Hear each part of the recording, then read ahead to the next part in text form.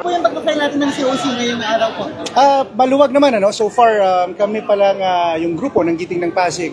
And nakita ko doon sa mga nakapirma sa attendance sa District 2. Wala pa rin naman pong ibang nag-file. So medyo maluwag naman rin po. And then, yun, galing lang kaming office. And then bumaba kami to file.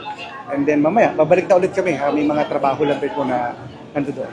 For sure, marami po nagtatanong, bakit? And accountable po ang bawat official ng gobyerno. No? First, balikan natin, as solo parents po, nakagawa na po tayo ng lokal na bersyon ng ating ordinansa together with Councilor Angelo, and sinigurado natin na mapondohan. In fact, ongoing na lahat ng programs sa yon, in line rin with the national government po. Pero ito sinigurado natin may pondo na galing po sa lokal, na kung saan currently naging committee chair na rin po tayo ng mga NGOs na sisigurado natin na participative ang government natin. In fact, mamayang 1:30 may CDC approval po tayo na inihahain po natin ang mga investment plan o mga investment program sa ating mga NGOs, sa ating mga constituents, sa mga barangay officials natin, kung ano-ano ang mga plano, mga programa at aktibidades ng ating pong lungsod sa mga darating na taon or sa kung minsan magkakaroon ng programa pero hindi mahanapan ng pondo, kailangan the whole 9 yards tatrabahuhin po natin yan para siguradong magagawa po yung mga proyekto, yung mga programa at yung mga aktibidades. Pangalawang gagawin po natin, syempre bilang committee chair again ng Appropriations, Ways and Means, malaki po ang pinag-uusapan nating pondo ng Pasigueño. Pero kailangan transparent at makikita ito ng taong bayan. Pag-iigtingin po natin ang transparency, kailangan na bawat piso po ng bawat Pasigueño nalalaman po nila kung saan napupunta.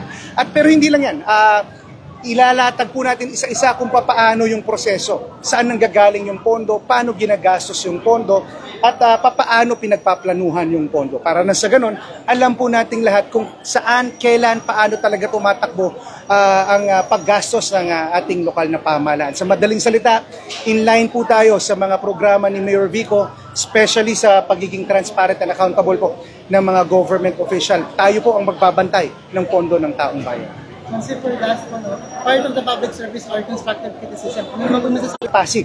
So ang maganda ngayon, this is the best time na maging Pasigueño tayo kasi everyone is really has that democracy. Malaya tayong lahat.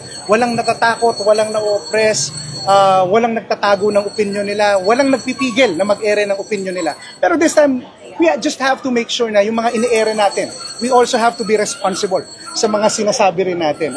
Pero other than that, the criticisms are just there. Nandyan talaga yan kasi, again, we are public servants. Nandito kami sa serbisyo publiko, lahat po ng ibabato sa amin, we take it positively. And as much as possible, lalo na kung may kailangan kami i-adjust, may kailangan kaming baguhin, bukas na bukas po tayo dyan. At kailangan tanggapin po namin yan ng malugod sa aming mga puso. Pero kung minsan, siyempre, talagang kailangan ipaliwanag po natin ng maayos. At salamat sa inyo, lagi kayo nandyan. May mga window tayo para magpaliwanag po sa taong bayan kung ano-ano yung mga issue ng ating lungsod. Mahuli na lang po. Ano naman po yung mensahe natin para sa mga kapwa kandidato din natin na gustong magservisyo sa lungsod Pasig? Yes, sa lahat po ng kapwa ko Pasigueño at sa lahat ng maging kapwa ko kandidato, again, this is the best time to be a Pasigueño. Salamat sa nag-aalab ninyong interest na magsilbi rin sa ating lungsod.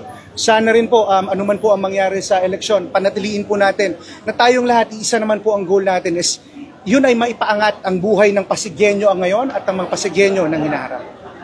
Meron pa po tayong gustong idagdag o mensahe po sa mga Pasigueño? Mabuhay po ang lahat ng Pasigueño. Again, ito po ay the best time. I-practice po natin ang ating demokrasya.